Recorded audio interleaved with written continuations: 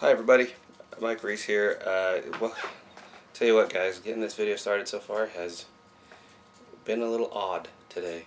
But anyways, we've already covered on Dojo tips. I haven't had many views on Dojo tips, which is fine. I just want the people who are going to be looking things up. Like when I look things up, it was either stuff that I already had known, or it was like they would lead you to a point.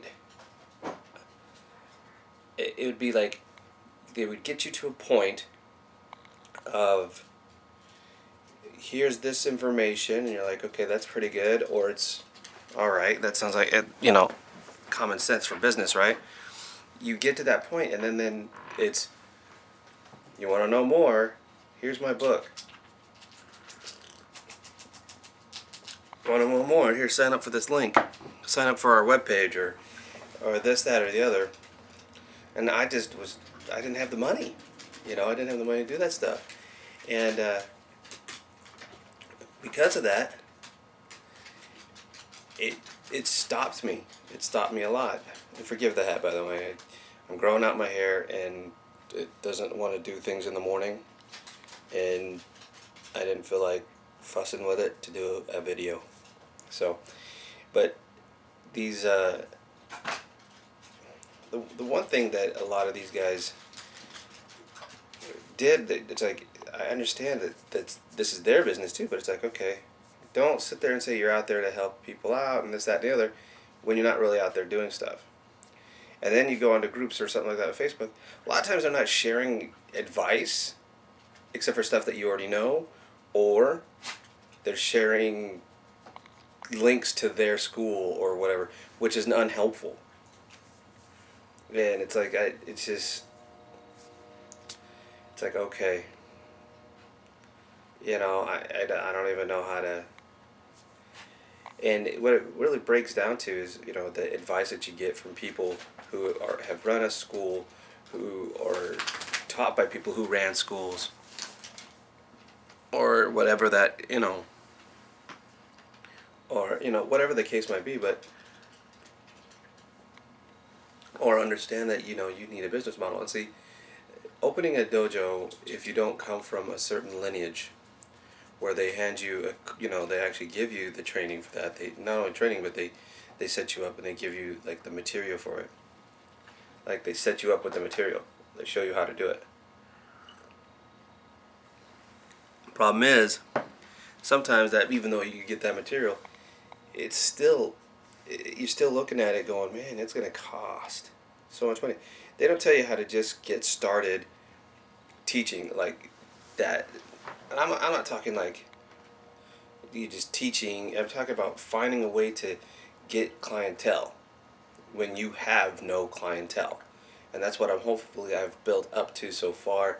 And now you've been working at the Y, you've been teaching out of your house or in your backyard or at a park or in a gymnasium, wherever you can find, partnership with people.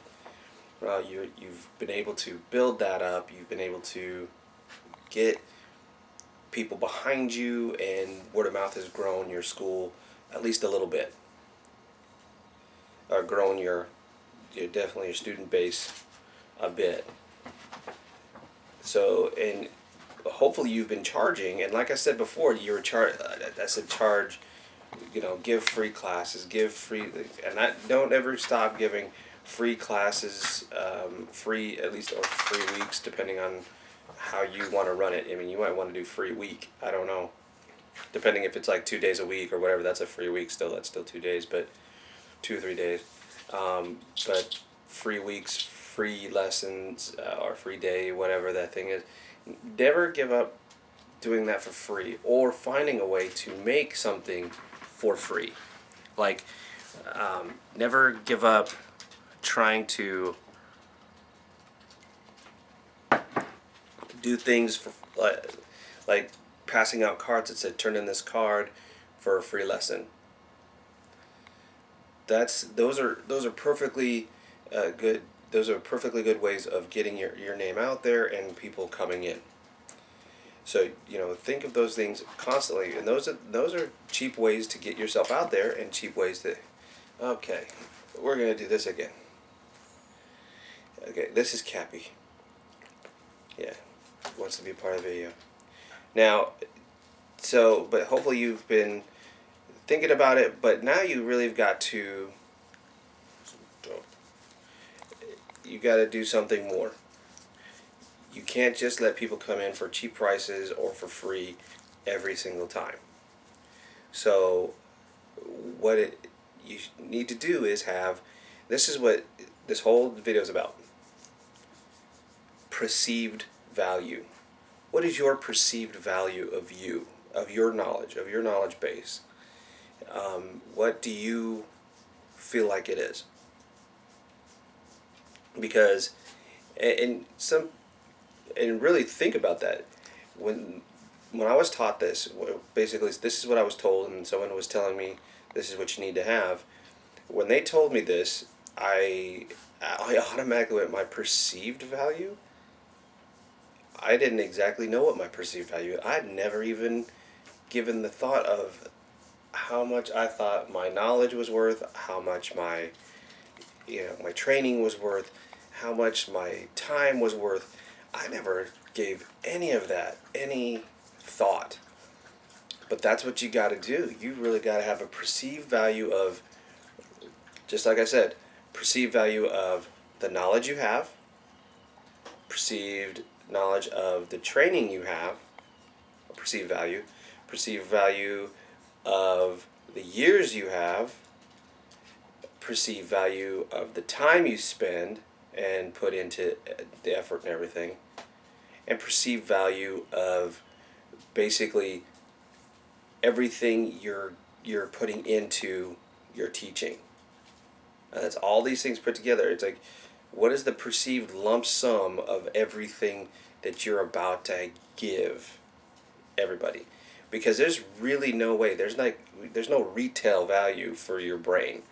So, well, unless you're on the black market, but I'm not talking about that. But I'm talking about knowledge.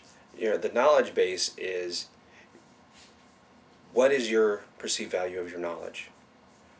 Some people are going to be like, well, I think it's like worth this. I mean, they can go crazy numbers and whatever, but don't be crazy with it. Also, look at what's around the area and the people that you're attracting and things like that. What are they able to pay? I mean, here's the thing. Make sure everyone's paying until you are in a financial setting to be able to give scholarships to where people can come and actually not have to pay as much, if pay at all, depending on their financial situation.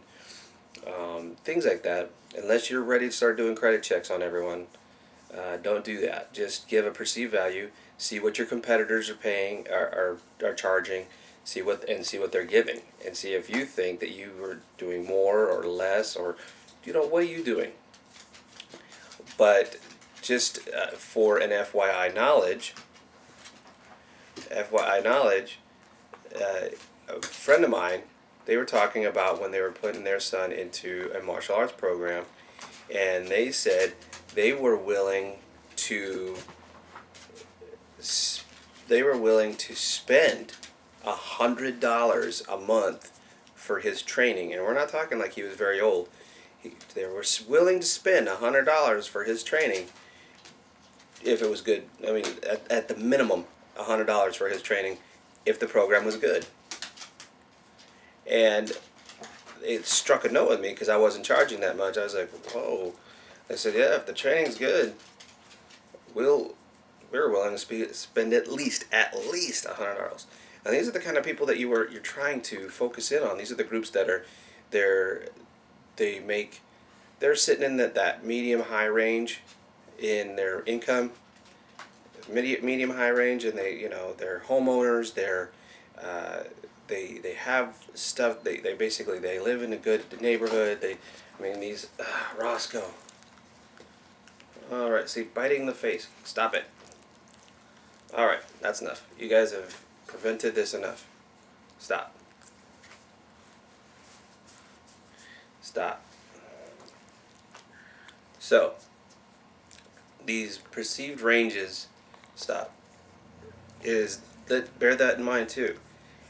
The people that you are trying to reach, and if these are the people that you've already reached and you've already got them in your school, this is where you really need to make sure that you're charging what you see everything's worth.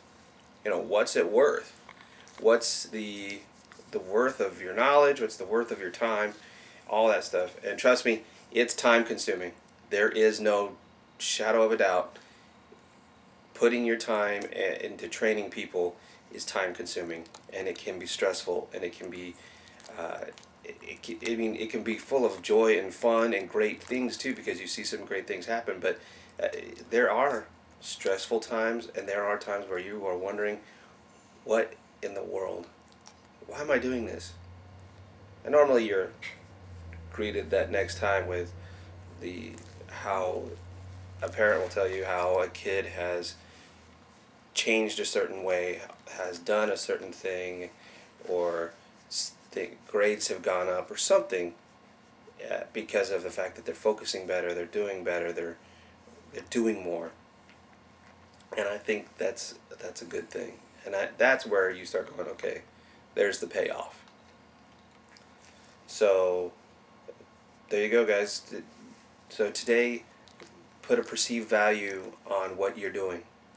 And you got to do basically, your perceived value is what's the worth of your knowledge, what's the worth of your training, what's the worth of your time, what's the worth of the lumping of everything together, and what's the worth, like, what is it worth? Not just to you, but to those that you're teaching. Do they look at what you're teaching and saying, yeah, it's not worth that? Then you got to start looking at what you're teaching. So be smart and be wise about what you're doing, and lump in, and even if you have to write it down, calculate it down, write it down on a piece of paper of, of what you're teaching, years of what you've had training in. I mean, all that stuff. You can even calculate the time, like how much money you've spent into your training, and just kind of go from there to see what you can do and try to calculate it down. I wouldn't say go extremely high, but definitely get a sense of what your competitors are doing. See what people are going into and just knowingly putting their money into, and go from there. Okay, and then that's what you should be doing. So, but value yourself, value your training, and really look into what you're doing, and then start charging. Okay. All right, guys. We'll see you guys next week for another tip. And keep watching for Wednesday. We got a martial arts chat. I got a lot of things I'm going to talk about on there. So just hold on. I know those are normally a little bit longer. So just thank you for watching, and keep on supporting the channel. And I continue to appreciate it. Thanks a lot, guys.